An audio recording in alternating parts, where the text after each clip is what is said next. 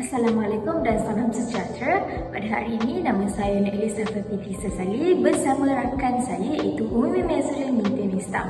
Kami akan membentangkan tentang pemerintahan dan sumbangan kerajaan Abbasiyah. Sebagai pengenalan, di mana kisahnya bermula dengan seorang lelaki bernama Al-Abbas bin Abdul Muttalib yang merupakan bapa saudara Rasulullah SAW.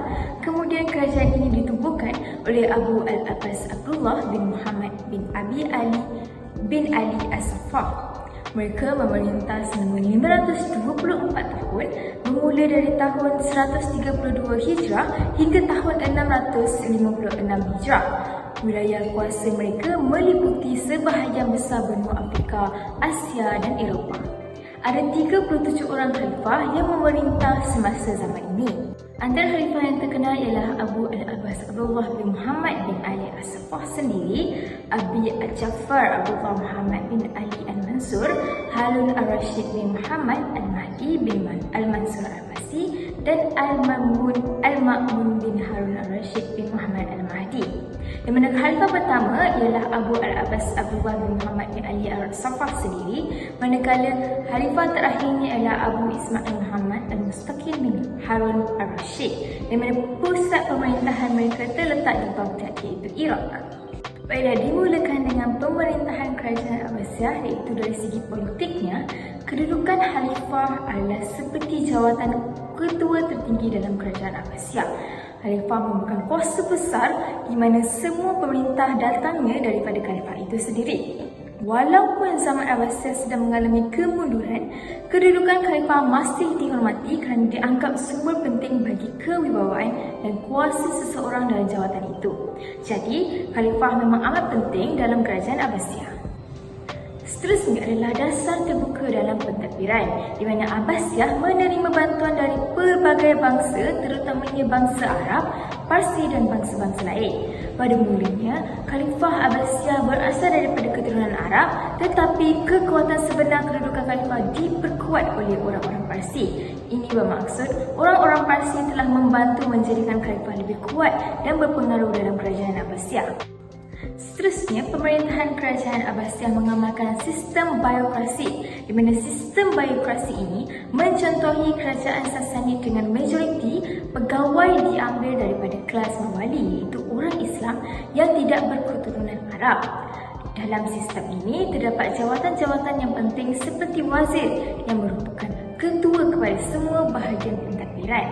Di zaman Abbasiyah, mereka menubuhkan beberapa jabatan seperti accountant, jabatan cukai, jabatan pos untuk membantu menjalankan kerja pentadbiran dengan lebih efisien.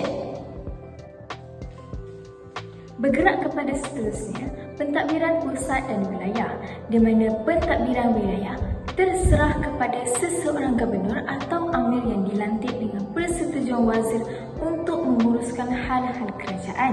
Di mana pentadbiran pusat dan wilayah ini adalah cara kerajaan menguruskan kawasan besar dan kawasan kecil, di mana setiap wilayah mempunyai gubernur atau amir yang dilantik dengan persetujuan wazir.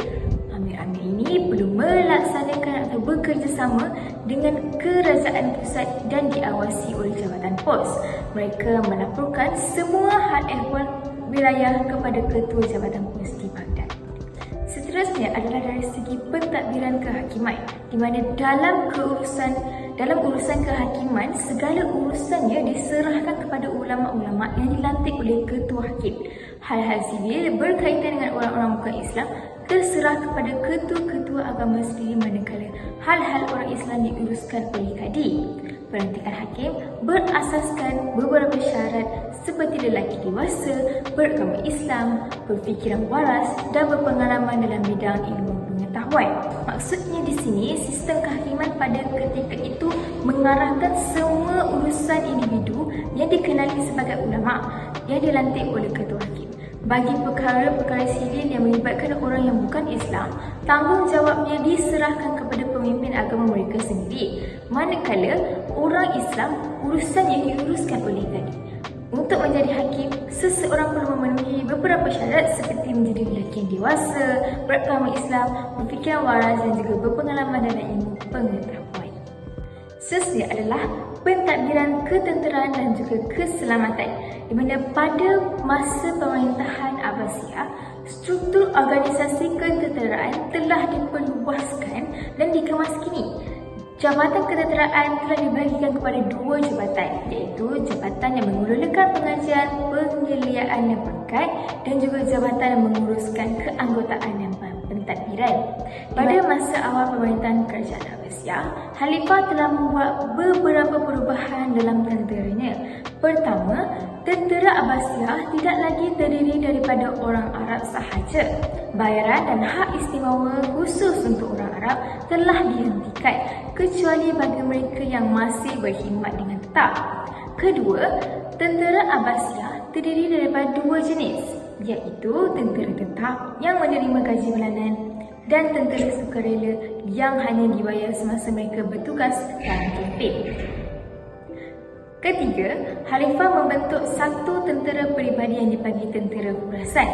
Keempat, tentera Abbasiyah turut mengarungi orang Turki dari Asia Tengah yang dipanggil untuk Mamluk.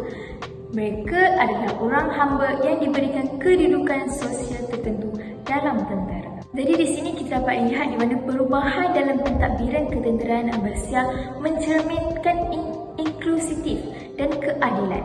Penghapusan elang dan hak istimewa khusus untuk orang Arab menunjukkan usaha untuk menghapuskan diskriminasi, sementara penubuhan tentera peribadi seperti tentera Khurasan memberi fleksibiliti dalam menghadapi cabaran tempatan. Menggaji tentera secara bulanan serta menerima orang Turki menunjukkan kesediaan Abbasiyah untuk mengadaptasi sistem tentera dengan keperluan semasa. Seterusnya, kita bergerak kepada ekonomi semasa pemerintahan kerajaan Abbasiyah, di mana Baghdad terletak di tengah-tengah jalan perdagangan dari timur dan barat yang menjadikannya sebagai pusat utama untuk berbagai aktiviti perdagangan. Ini kerana ramai orang datang ke sini untuk berjual beli barangan. Pertanian, pedestrian dan perdagangan di Baghdad berkembang dengan baik dan berjaya menguasai pasaran antarabangsa kerana mereka dapat menghasilkan produk yang diperlukan oleh pasaran dunia pada ketika itu. Jadi Khalifah mengambil langkah-langkah untuk membangunkan empangan, pusat-pusat perniagaan dan rumah api untuk menyokong pertumbuhan sektor pertanian dan perdagangan. Ini membantu memudahkan proses perdagangan dan membuat kehidupan lebih baik untuk penduduk. Sumber dan pengurusan Baitul Mal yang sistematik membantu kerajaan menyediakan infrastruktur yang diperlukan dan juga membuka peluang pekerjaan untuk rakyat Baghdad. Pengurusan ekonomi dan kerajaan Abbasiyah ini berbanding dengan Umayyah, di mana pemerintahan Abbasiyah menggalakkan bidang pertanian dan industri untuk mengukuhkan ekonomi yang baik. Taraf sosial kaum tani dipertingkat dengan pemberian hak pemilikan tanah yang lebih adil dan pelaksanaan sistem cukai yang lebih berpatutan. Perkembangan ekonomi menyebabkan lahirnya golongan pemerintahan yang tidak bergantung kepada keturunan tetapi berasaskan kekayaan dan pengetahuan ilmu. Pemerintahan kerajaan Abbasiyah dari segi ekonomi iaitu sektor pertanian, kerajaan Abbasiyah telah mengambil beberapa langkah untuk meningkatkan lagi sektor pertanian. Jadi di mana antara langkah-langkah tersebut ialah dengan melebarkan sungai dan terusan untuk mengairi kawasan pertanian, membina empangan untuk menyimpan air dan menggalakkan penerokaan tanah baru untuk aktiviti pertanian. Ini semua dilakukan agar pertanian dapat berkembang dengan lebih baik dan memberikan lebih banyak makanan kepada penduduk. Jadi antara tanaman yang ditanam oleh tanaman bijiran seperti gandum dan barley, tanaman buah-buahan seperti anggur, limau, kurma, pisang dan tembikar. Tanaman lain seperti kapas dan lami, ladang-ladang pertanian dan ternakan serta pasar yang dikenali sebagai Suk Al-Bakar juga telah diwujudkan oleh kerajaan Abbasiyah. Seterusnya dari segi sektor perdagangan, di mana sektor perdagangan telah mengambil langkah-langkah dengan membina dan menyediakan kemudahan yang mencukupi di tempat-tempat yang menjadi tumpuan para pedagang. Selain itu, mereka juga meningkatkan kawalan keselamatan untuk mencegah berlakunya aktiviti rompakan dan perlawanan. Mana kegiatan perdagangan telah berlaku sehingga ke negara China dengan berdagang secara kafilah dan barangan dibawa dengan kuda. Barangan dagangan iaitu sutera dan kasturi. Barangan dagangan yang diperdagangkan seperti rempah tos dan cat dari India, batu permata dan hasil perusahaan dari Turki dan Asia Tengah, madu lilin dan barang kulit daripada Skandinavia dan Rusia, gading dan hasil galian seperti emas permata dan lain dari Afrika Timur, beras dan gandum dari Mesir, barang kaca dan buah-buahan dari Syria, kain sutera dan minyak wangi dari Parsi. Perdagangan negara barat juga turut dijalankan sehingga sampai ke Sepanyol. Seterusnya adalah sektor perindustrian, di mana sektor perindustrian juga merupakan salah satu kegiatan ekonomi di bawah kerajaan Abbasiyah, iaitu beberapa bidang industri yang terkenal pada ketika itu termasuk industri gelas dan tembikar serta industri tekstil dan tenunan. Mana kilang-kilang di Baghdad, Shiraz dan Isfahan di Parsi terkenal dengan hasil produk tenunan, hampiran dan permaidani. Kegiatan-kegiatan ekonomi yang dijalankan telah menjadikan umat Islam menikmati taraf hidup yang tinggi. Malah pendapatan yang diperoleh oleh kerajaan menerusi cukai dan sebagainya membolehkan kemudahan pasaran seperti tali air, masjid dan sekolah disediakan secara lebih teratur. Kita teruskan lagi dengan pemerintahan kerajaan Abbasiyah dari aspek sosial, iaitu dalam kerajaan Abbasiyah layanan yang adil daripada khalifah dengan menghapuskan penindasan dan penghambaan, iaitu kebebasan mengamalkan agama, mewujudkan suasana harmoni dalam kalangan masyarakat. Orang bukan Islam khususnya bagi orang Parsi yang diberikan peluang memegang jawatan pentadbiran utama dalam pentadbiran negara seperti jawatan Perdana Menteri. Ini bermaksud bahawa sebagai pemimpin, seseorang perlu memastikan semua orang diperlakukan dengan adil. Ini bermakna tidak ada yang menyakiti atau menindas orang lain.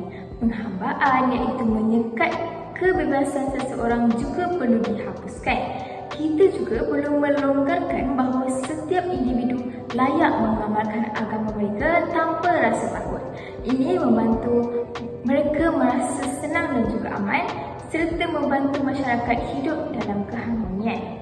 Seseorang itu tidak boleh dibezakan atau diperlakukan lebih buruk kerana agama atau latar belakang mereka. Contohnya, orang Parsi juga harus diberikan peluang untuk menjadi pemimpin atau mengambil jawatan penting dalam kerajaan seperti mana Perdana Menteri. Ini penting supaya semua orang harus diberikan peluang yang sama untuk berjaya. Seterusnya, dasar terhadap golongan bukan Islam, di mana golongan bukan Islam yang juga dikenali sebagai dini diberi lebih banyak kebebasan dan hak. Mereka dibenarkan untuk mengamalkan agama mereka tanpa gangguan. Selain itu, seringkali mereka diambil untuk berkhidmat dalam kerajaan seperti penjawat awam atau dalam kerja-kerja birokrasi. Berbeza dengan pemerintahan sebelumnya seperti pemerintahan Umayyah, di mana golongan bukan Islam mungkin diperlakukan dengan lebih rendah martabat. Di bawah pemerintahan Abbasiyah, mereka menikmati taraf sosial yang lebih tinggi. Ini bermakna mereka mungkin mendapat lebih banyak peluang dalam masyarakat dan mungkin juga mereka lebih banyak pengiktirafan atas sumbangan dan pencapaian mereka. Seterusnya adalah hubungan diplomatik, di mana pada zaman Harun al-Rashid terdapat 4 kerajaan besar yang muncul, iaitu kerajaan Bizantin yang berpusat di Istanbul, kerajaan Umayyah di Sepanyol, kerajaan Perancis di Eropah dan kerajaan Abbasiyah di Baghdad. Hubungan antara kerajaan Harun al-Rashid dengan kerajaan Perancis adalah baik. Namun, Perancis tidak ingin kerajaan Abbasiyah bersekutu dengan kerajaan Umayyah. Sebaliknya, hubungan antara kerajaan Abbasiyah dengan kerajaan Bizantin adalah tegang dan sering menjadi persetujuan. Terdapat perluasan kuasa dan hubungan diplomatik dengan negara luar yang lebih menjurus kepada menjaga pengaruh kekuasaan dan kedudukan kerajaan Abbasiyah. Salah satu perjanjian penting adalah kerajaan Bizantin muncul tradisional Islam. Perjanjian tersebut merupakan hasil dari serangan pertempuran dan upaya untuk menggagalkan perbentukan kerajaan Abbasiyah. Khalifah Abu al-Abbas dan Al-Mansur terlibat dalam usaha memperoleh kembali kawasan yang dirampas oleh Bizantin. Sehingga akhirnya terjadi perjanjian damai di mana Bizantin bersetuju membayar cukai tahunan kepada kerajaan Abbasiyah. Seterusnya dari segi peningkatan taraf keintelektualan, di mana pada zaman Abbasiyah terdapat peningkatan taraf keintelektualan yang disebabkan oleh penterjemahan karya-karya yang daripada Plato, Aristotle, Aeschylus, Galen dan lain-lain ke dalam bahasa Arab yang menjadi bahasa perantaraan di antara seluruh Asia Barat. Selain itu, sekolah dan pusat pengajian tinggi juga ditubuhkan di seluruh empayar, menyumbang kepada perkembangan ilmu pengetahuan dan pemikiran. Jadi di sini kita dapat lihat bagaimana aspek-aspek pemerintahan kerajaan Bani Abbasiyah ini berkembang. Sedikit ulasan berkaitan dengan kemerosotan yang telah dialami oleh kerajaan Abbasiyah adalah kejatuhan kerajaan Bani Abbasiyah disebabkan oleh beberapa faktor, iaitu yang pertama, kelemahan dalam pemerintahan itu sendiri, di mana para khalifah terlalu terpengaruh oleh penasihat-penasihat yang tidak dapat dipercayai. Kedua, serangan tentera Mughal di bawah pemimpin Hawlugul Khan yang mengakibatkan runtuhnya Baghdad. Ketiga, penekanan kepada bangsa asing seperti orang Turki dan Parsi dalam pemerintahan menyebabkan ketidakpuashati di kalangan bangsa Arab. Keempat, kemerosotan ekonomi yang teruk disebabkan oleh kehilangan wilayah, pertumpahan darah dan ketamakan golongan pemerintah. Terakhir, munculnya gerakan pemberontak dalam masyarakat seperti gerakan Zanjir, Karamita dan Hashashin yang menyumbang kepada kekacauan politik dan sosial. Kelemahan pemerintahan adalah salah satu aspek yang disignifikasikan. Para pemerintahan Abbasiyah menjadi terlalu terpengaruh oleh penasihat yang tidak dapat dipercayai, menyebabkan keputusan yang tidak efektif dan pengurangan kestabilan politik. Selain itu, pemerintahan Abbasiyah juga terlalu mementingkan kepentingan peribadi dan mewah tanpa mempedulikan kebajikan rakyat. Khalifah Al-Mustaqim Billah sebagai contoh termakan nasihat-penasihat yang tidak dapat dipercayai, Umayyuddin Muhammad Al-Aqami, yang akhirnya menyebabkan tentera Mughal menyerang Baghdad. Keadaan ini menunjukkan ketidakmampuan pemerintah untuk mengurus dengan baik kepentingan rakyat dan negara.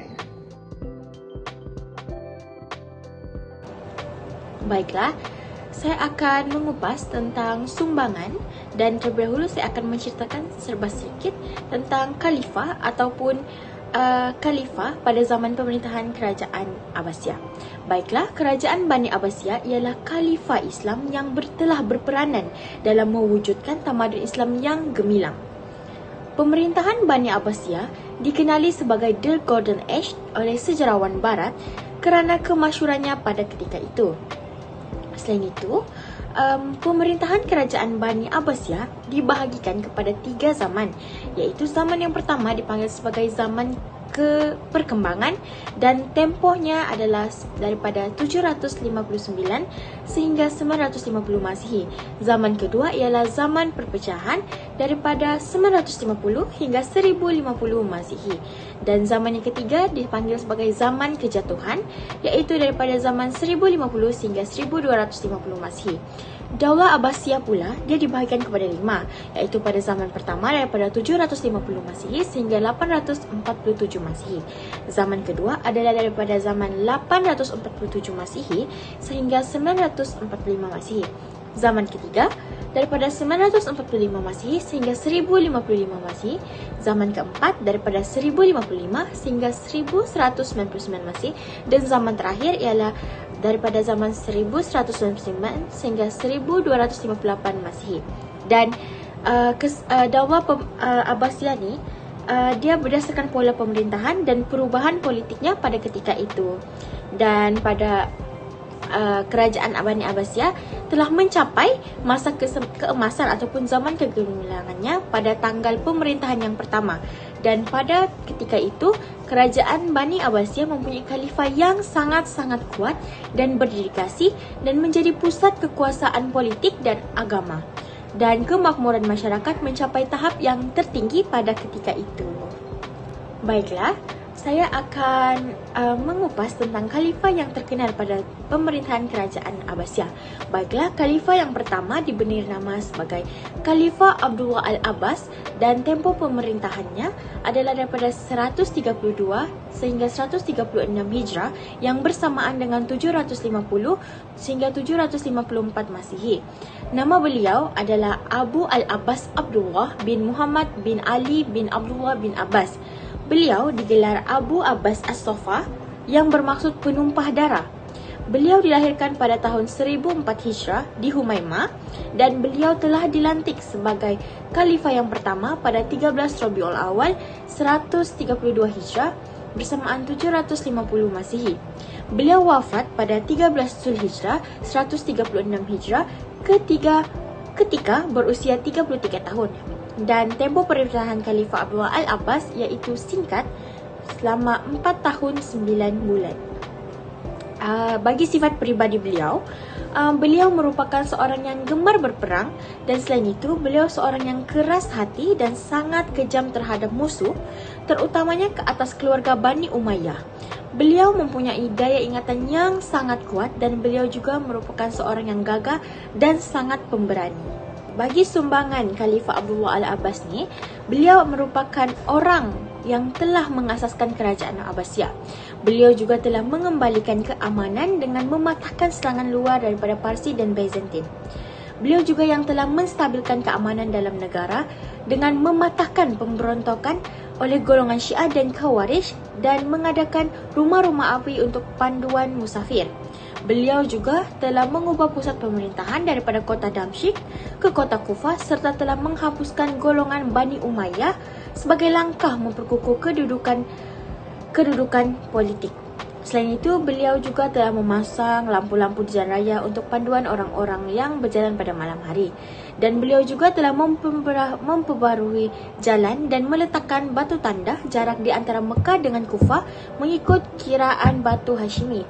Selain itu, beliau juga telah memperkukuhkan angkatan tentera untuk mempertahankan ancaman musuh terutama dari Rom dan membuka bandar baru di Iraq yang dinamakan sebagai Bandar Hishimiyah.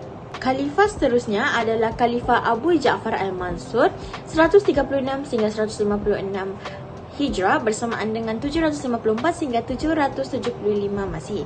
Nama beliau ialah Abu Ja'far Abdullah bin Muhammad bin Ali bin Abdul Al-Abbas. Beliau adalah saudara kepada Abu Abbas. Beliau dilahirkan pada 1100 Hijrah di Humaimah. Beliau juga telah berjuang bersama-sama dengan saudaranya Abu Abbas untuk menegakkan Daulah Abbasiyah. Beliau juga adalah orang kanan As-Sofa semasa menegakkan kerajaan Bani Abbasiyah. Beliau telah dilantik menjadi seorang khalifah pada tahun 136 Hijrah atas wasiat Abu Abbas ketika beliau berusia 35 tahun. Beliau telah wafat pada tahun 158 Hijrah di Bikrul Mainun dalam perjalanan untuk mengerjakan haji ketika beliau berusia 57 tahun.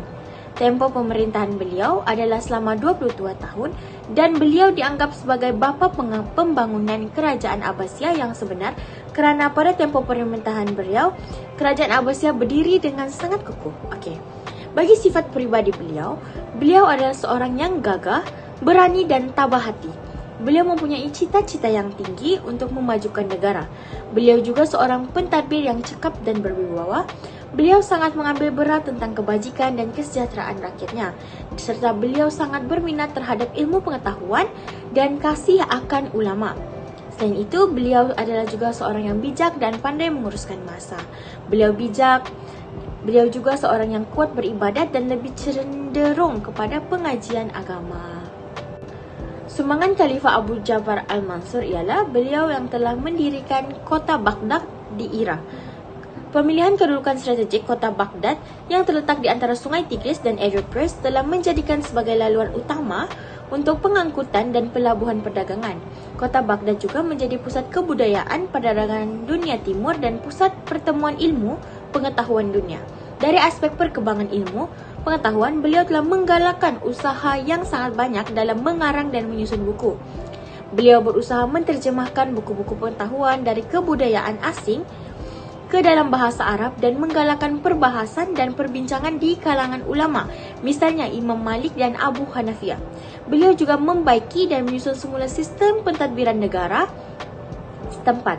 Beliau telah membina pelabuhan besar di Sungai Furat untuk persinggahan kapal-kapal dagang dari luar. Selain itu, beliau juga telah mendirikan sekolah tinggi yang diberi nama Baitul Hikmah. Khalifah yang seterusnya ialah Khalifah Harun ar-Rasyid daripada 170 Hijrah sehingga 130 Hijrah bersamaan 786 sehingga 809 Masihi. Beliau adalah anak kepada Khalifah Muhammad al-Mahdi. Beliau dilahirkan pada tahun 145 Hijrah di Raih. Beliau pernah menjadi panglima perang menyerang Rom semasa ayahnya menjadi gubernur di Afrika Utara. Beliau juga telah dilantik menjadi putra mahkota pada tahun 166 Hijrah dan menjadi khalifah pada tahun 170 Hijrah. Ketika itu, beliau berusia 25 tahun dan beliau wafat pada tahun 136 Hijrah di Tus dan memerintah selama 23 tahun. Sifat pribadi beliau adalah beliau merupakan seorang yang sangat mulia. Beliau seorang yang gagah, berani serta cenderung dalam hal agama. Beliau juga sangat mengambil berat dalam hal-hal kerja pemerintahannya dan beliau seorang yang bijak dalam berpolitik. Selain itu, beliau sentiasa menjalani sembahyang tiap-tiap hari 100 rakaat sehinggalah ke masa beliau meninggal dunia, kecuali beliau berada dalam keuzuran. Beliau juga seorang yang pemurah dan bertimbang rasa dengan orang-orang yang miskin. Beliau gemar mendengar nasihat orang-orang bijak pandai dan sentiasa berfikirannya luas. Beliau juga seorang pemurah dan dikenali sebagai orang yang dermawan serta mengambil berat tentang hal rakyat. Sumbangan Khalifah Harun ar-Rasyid ialah beliau berkecakap dalam menguruskan pentadbiran negara. Beliau telah memperoleh pengalaman yang cukup luas dalam mentadbir kota Baghdad selama 23 tahun. Beliau telah memberantara segala kekacauan dan pemberontakan di dalam negaranya dengan pelbagai rintangan dan dugaan. Beliau telah berhadapan dalam peperangan tersebut kerana usaha yang dilakukan berhasil, dan antara usaha beliau ialah beliau telah menyusun semula pasukan tentera agar menjadi sebuah pasukan tentera yang berdisiplin dan lebih teratur. Beliau juga sangat mengambil berat terhadap kredibiliti tenteranya dan memberi perlindungan serta keselamatan untuk kesejahteraan rakyatnya.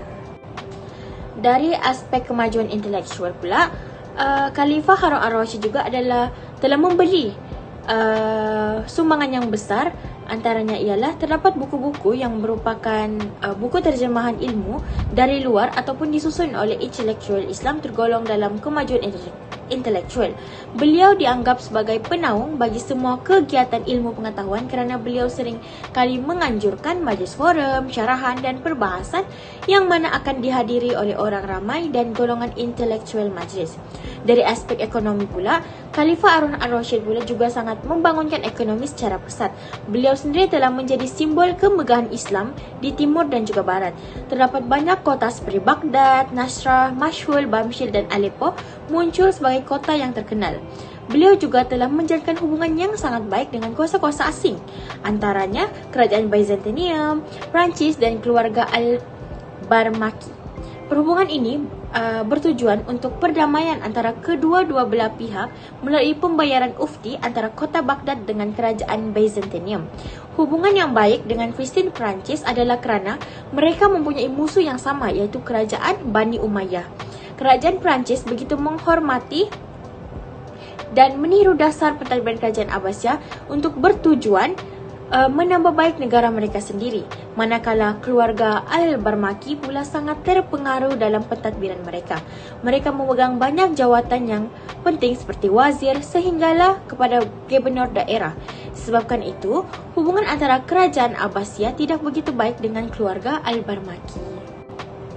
Selain itu, sumbangan yang diberikan oleh Khalifah Harun ar-Rasyid juga adalah beliau telah menubuhkan Baitul Hikmah. Sikap prihatin beliau dalam bidang ilmu pengetahuan mendorong beliau untuk menubuhkan institusi sebagai satu tempat penyebaran ilmu pengetahuan yang diberi nama sebagai Baitul Hikmah. Semua kegiatan ilmu ini merupakan satu usaha yang sangat cemerlang yang telah dilakukan dalam mentadbir kerajaan Abbasiyah. Baitul Hikmah ini juga menggabungkan berbagai fungsi, antaranya sebagai tempat penyimpanan buku-buku, pengumpulan buku, perpustakaan, pusat akademik dan balai penterjemahan. Ia juga merupakan lambang pendidikan yang terpenting dan telah dapat menandingi kemasyhuran perpustakaan Iskandaria kerana bertanggungjawab beliau sebagai seorang khalifah. Beliau juga begitu gigih dalam memperkembangkan ilmu pengetahuan. Dan khalifah yang terakhir ialah Khalifah Al-Ma'mun bin Harun Ar-Rasyid daripada 198 hingga 218 Hijrah bersamaan dengan 813 hingga 833 Masihi. Nama penuh beliau ialah Abdullah Al-Ma'mun bin Harun Ar-Rasyid. Beliau merupakan adik kepada Khalifah Muhammad Al-Amin. Beliau dilahirkan pada tahun 170 Hijrah bersamaan 185 Masihi, iaitu pada hari pelantikan ayandanya iaitu Harun Ar-Rasyid menjadi seorang khalifah. Ibunya bernama Marajal, iaitu seorang jariah bangsa Parsi. Beliau pernah menjadi gubernur di Khurasan semasa Al-Amin. Beliau telah dilantik sebagai khalifah pada tahun 195 Hijrah ketika berusia 28 tahun. Beliau telah wafat pada tahun 218 Hijrah ketika berusia 48 tahun di Tarsus dalam perjalanan menghadapi satu peperangan dengan Rom. Sifat peribadi beliau adalah seorang yang berperibadi mulia, bijak dan luas pandangan. Beliau sangat baik hati, pemaaf, warak dan rajin beribadat. Beliau seorang yang sangat berpengetahuan tinggi dan kasih akan ulama. Beliau cenderung dengan falsafah menyebabkan beliau menganut mazhab Mu'tazilah. Beliau juga gemar melakukan kerja-kerja kebajikan dan benci kepada kemaksiatan, dan beliau cinta kepada kedamaian dan membencikan kezaliman dan juga penindasan. Baiklah, sumbangan Khalifah Al-Ma'mun daripada segi aspek politik. Beliau telah menjalinkan hubungan dengan negara luar dan beliau juga mengamalkan sikap keterbukaan dalam pentadbiran. Dari aspek sosial, Baitul Hikmah sebagai gedung ilmu di bumi Baghdad dan telah membina balai cerap serta menyediakan beasiswa kepada para pelajar. Seterusnya, daripada aspek pertanian, beliau telah mengurangkan cukai terhadap hasil pertanian, membina sistem pengairan yang sangat sistematik, menggali parit untuk mengelakkan air daripada melimpah dan dapat menampung keperluan harian penduduk. Seterusnya, dari sektor perindustrian, beliau telah mengembangkan sektor yang berkembang pesat di bumi Baghdad, iaitu tenunan. Sektor ini telah membuka mata dunia untuk menjalinkan hubungan dengan kerajaan Abbasiyah. Tekstil merupakan barangan ekspor kerajaan Abbasiyah dan telah menyediakan tempat untuk menjual barang dagangan. Dari aspek perdagangan, beliau telah menyediakan tempat rehat kepada para kafilah, membangunkan armada pantai demi menjaga keselamatan pedagang, menarik minat ramai kafilah untuk berdagang, dan bumi Baghdad menjadi antara pusat perdagangan yang paling sibuk pada ketika itu. Seterusnya, sumbangan yang dapat kita lihat adalah daripada aspek kemunculan mazhab-mazhab Islam. Mazhab-mazhab ini muncul dan lahir secara jelas pada era pemerintahan dinasti Abbasiyah, iaitu sejak kurun ke-2 Hijrah ataupun 8 Masihi. Sejarah kemunculan dan perkembangan boleh dilihat dalam 4 peringkat, iaitu pada peringkat pertama pada era Rasulullah SAW dan para Khalifah Al-Rashidin yang keempat. Dan seterusnya adalah pada era pemerintahan dinasti Umayyah dan Abbasiyah, di mana pada ketika inilah mazhab-mazhab Islam mula muncul dan berkembang. Era ketiga ialah pada era kejatuhan Islam, iaitu mulai kurun ke-4 Hijrah ataupun 10 Masihi, di mana mazhab-mazhab Islam tidak lagi berperanan sebagai sumber ilmu kepada umat, tetapi hanya tinggal sebagai sesuatu yang diikuti dan diterima secara mutlak. Dan seterusnya adalah pada era kebangkitan semula Islam dan ilmu-ilmunya sama ada dalam konteks mazhab ataupun ijtihad ulama mutakhir. Baiklah, sejarah munculnya 4 mazhab. Mazhab yang pertama ialah mazhab Hanafi. Mazhab Hanafi merupakan mazhab dengan pengikut terbanyak. Dikutip daripada buku kitab terlengkap biografi 4 Imam Mazhab karya Rizm Al-Aziz. Mazhab Hanafi didirikan oleh Imam Abu Hanifah yang terkenal sebagai ahli hukum fiqh yang sangat cerdas. Seterusnya ialah mazhab Maliki. Mazhab Maliki merupakan mazhab dengan pengikut terbanyak ketiga setelah mazhab Hanafi. Mazhab Maliki didirikan oleh Imam Malik bin Anas kerana Imam Malik sewaktu itu tinggal di Mekah, maka mazhab ini lebih dipengaruhi oleh penduduk di Madinah. Seterusnya mazhab Syafi'i. Mazhab Syafi'i merupakan mazhab dengan pengikut terbanyak kedua setelah mazhab Hanafi. Mazhab Syafi'i didirikan oleh Muhammad bin Idris Asy-Syafi'i atau lebih dikenal sebagai Imam Syafi'i. Pokok fikiran dan fikir bersama Syafi'i ini diperluaskan dan diperkembangkan oleh para muridnya. Sumber hukum mazhab Asy-Syafi'i berasal daripada Al-Quran, As-Sunnah, Ijma' dan Qiyas. Dan mazhab yang terakhir ialah mazhab Hambali. Mazhab Hambali merupakan mazhab dengan jumlah pengikut yang paling sedikit. Mazhab Hambali didirikan oleh Imam Ahmad bin Hanbal yang sumber hukum mazhab Hambali berasal daripada Nas dari Al-Quran, As-Sunnah, Fatwa, sahabat, ijtihad sahabat yang lebih dekat dengan Al-Quran dan As-Sunnah, hadis mursal dan juga dhaif, serta Qiyas sebagai langkah terakhir. Keempat-empat mazhab tersebut dianut oleh umat Islam di seluruh dunia. Meskipun mazhab-mazhab ini muncul pada masa yang berbeza, mereka semua memiliki tujuan yang sama, ialah untuk kehidupan umat Islam. Baiklah, berikut merupakan sumbangan kerajaan Abbasiyah daripada aspek politik. Kerajaan Abbasiyah merupakan empire Islam yang telah memainkan peranan besar dalam sejarah dunia, memberikan sumbangan yang signifikan daripada segi politik.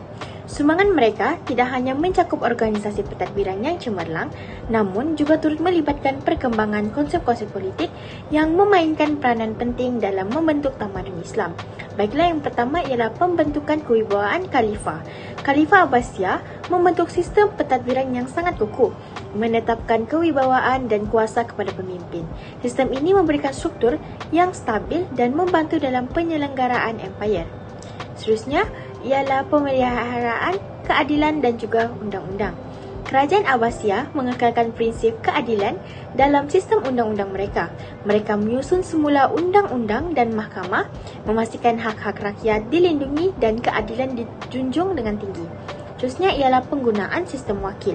Khalifah Abbasiyah memperkenalkan konsep wazir atau menteri sebagai wakil pemerintah. Sistem ini membantu dalam pengurusan harian kerajaan dan membolehkan khalifah lebih fokus pada tanggungjawab besar seperti pembelaan agama dan juga ketenteraan. Dan seterusnya ialah kepelbagaian budaya dan juga kesatuan politik. Dalam pemerintahan, mereka mengamalkan politik yang inklusif dengan membawa bersama pelbagai budaya dan masyarakat Islam. Ini membentuk empire yang kaya dengan kepelbagaian budaya tetapi tetap bersatu dalam matlamat politik dan juga ekonomi. Seterusnya, daripada aspek ilmu dan pengetahuan serta pendidikan, sumbangan yang telah diberikan oleh kerajaan Abbasiyah ialah telah menjadikan kota Baghdad sebagai pusat intelektual dan penyebaran ilmu semasa pemerintahan Khalifah Harun al-Rashid dan anaknya Khalifah al-Ma'mun. Menubuhkan Baitul Hikmah sebagai sebuah institusi keilmuan oleh Khalifah Harun al-Rashid, telah menterjemah karya falsafah dan sains terutamanya daripada bahasa Yunani ke dalam bahasa Arab. Seterusnya ialah kegiatan penulisan yang telah dilakukan mengikut 3 tahap, iaitu yang pertama ialah mencatat idea, mengumpul idea yang serupa, dan yang terakhir ialah mengarang ke dalam bahagian ataupun bab. Seterusnya melibatkan golongan ulama dalam penulisan seperti menyusun semula hadis dan menghasilkan tulisan dalam bidang fiqh, tafsir dan juga sejarah. Seterusnya melahirkan ulama yang terkenal, iaitu Imam Malik, Ibnu Ishaq, Abu Hanifah, Imam Malik, Imam Syafi'i dan juga Imam Ahmad, serta membuat pemisahan antara ilmu tafsir dan juga ilmu sirah serta ilmu hadis. Seterusnya, daripada aspek ekonomi, kerajaan Abbasiyah juga telah memainkan peranan yang sangat penting dalam pembangunan ekonomi dalam sejarah dunia Islam. Sumbangan mereka melibatkan pelbagai inisiatif dan sistem yang membolehkan pertumbuhan dan kestabilan ekonomi. Baiklah, yang pertama ialah pertumbuhan, perdagangan dan juga kewangan. Kerajaan Abbasiyah, terutamanya di bawah khalifah-khalifah awal, telah menggalakkan pertumbuhan perdagangan dengan mengembangkan hub-hub perdagangan di kota-kota utama seperti Baghdad dan juga Kufah. Mereka memudahkan perdagangan dengan membangunkan sistem mata wang yang stabil dan dengan meluaskan jaringan perdagangan ke pelbagai wilayah. Pusat-pusat kewangan seperti pasar dan juga bank memainkan peranan dalam memperluaskan aktiviti ekonomi. Seterusnya ialah sistem pajak yang adil. Kerajaan Abbasiyah telah menerapkan sistem pajak yang lebih adil dan juga berkesan. Pajak dikutip dengan teratur untuk menyokong keperluan empire, tetapi ketidakadilan dalam sistem akan dikurangkan. Ini memberikan keyakinan kepada para masyarakat dan perniagaan untuk terus berkembang dalam melakukan perdagangan. Khususnya adalah pembangunan infrastruktur. Investasi dalam pembangunan infrastruktur menjadi keutamaan kepada kerajaan Abbasiyah. Mereka membina jaringan jalan raya, jambatan dan juga sistem pengairan yang memudahkan pergerakan barang dan perdagangan. Ini juga meningkatkan konektiviti dalam empire serta memacu pertumbuhan ekonomi. Baiklah, daripada aspek sosial pula, kerajaan Abbasiyah merupakan sebagai empire Islam yang sangat berpengaruh dan memberikan sumbangan yang sangat signifikan daripada segi sosial. Yang pertama ialah sistem pendidikan yang maju. Yang seperti yang kita lihat, kerajaan Abbasiyah ini membuka sistem pendidikan dengan mendirikan pusat-pusat pembelajaran yang terkenal seperti perpustakaan Baitul Hikmah di Baghdad. Mereka menerapkan nilai-nilai keilmuan dan mewujudkan madrasah untuk memberikan pendidikan kepada masyarakat. Ini membangkitkan semangat pembelajaran dalam masyarakat dan menyumbang kepada kecemerlangan ilmu, pengetahuan dan tamadun Islam. Seterusnya ialah kesejahteraan sosial dan keadilan. Khalifah-khalifah Abbasiyah mengamalkan sistem pajak yang dikelola dengan adil untuk menyokong kesejahteraan masyarakat. Dengan mengalihkan kekayaan empire secara saksama, mereka mengurangkan jurang sosial dan memberikan bantuan kepada golongan yang lebih memerlukan. Seterusnya ialah kemajuan dalam perubatan dan juga kesihatan. Kerajaan Abbasiyah memainkan peranan penting dalam kemajuan perubatan. Mereka wujudkan hospital dan juga pusat perubatan untuk memberikan rawatan kepada orang awam. Dan seterusnya ialah perlindungan terhadap minoriti dan juga kebudayaan. Empire Abbasiyah memberikan perlindungan kepada komuniti minoriti termasuk Yahudi dan juga Nasrani serta menyokong perkembangan dan pemeliharaan kebudayaan mereka. Ini mencerminkan sikap antara mereka adalah sikap toleransi dan keharmonian dalam masyarakat pada zaman Abbasiyah. Baiklah, kesimpulan yang dapat kita simpul ialah kerajaan Abbasiyah merupakan sebuah tamadun yang mempunyai impak yang besar terhadap perkembangan ilmu pengetahuan, seni dan juga kebudayaan. Selama pemerintahan mereka, kerajaan Abbasiyah telah memberikan sumbangan yang penting kepada peradaban manusia. Salah satu sumbangan utama mereka ialah dalam bidang ilmu pengetahuan. Kerajaan Abbasiyah telah menjadi pusat pembelajaran yang terkenal di dunia Islam pada masa itu. Perpustakaan besar Baitul Hikmah di Baghdad menjadi salah satu pusat ilmu pengetahuan terbesar pada masanya yang menyimpan ribuan manuskrip dan menarik cendekiawan dari berbagai penjuru dunia untuk berkongsi pengetahuan. Melalui terjemahan karya-karya klasik Yunani dan India ke dalam bahasa Arab, kerajaan Abbasiyah memainkan peranan penting dalam mengembangkan dan menyebarkan ilmu pengetahuan. Selain itu, dalam bidang seni dan kebudayaan, kerajaan Abbasiyah turut memberikan sumbangan yang signifikan. Mereka mengembangkan seni bina yang indah, mencipta seni kaligrafi yang elegan dan memajukan bidang sastra Arab. Pencapaian mereka dalam seni dan kebudayaan memberikan warisan yang kaya dengan inspirasi untuk generasi-generasi seterusnya. Sumbangan mereka telah membentuk landasan yang sangat penting untuk perkembangan peradaban manusia dan meninggalkan warisan yang terus dihargai sehingga hari ini.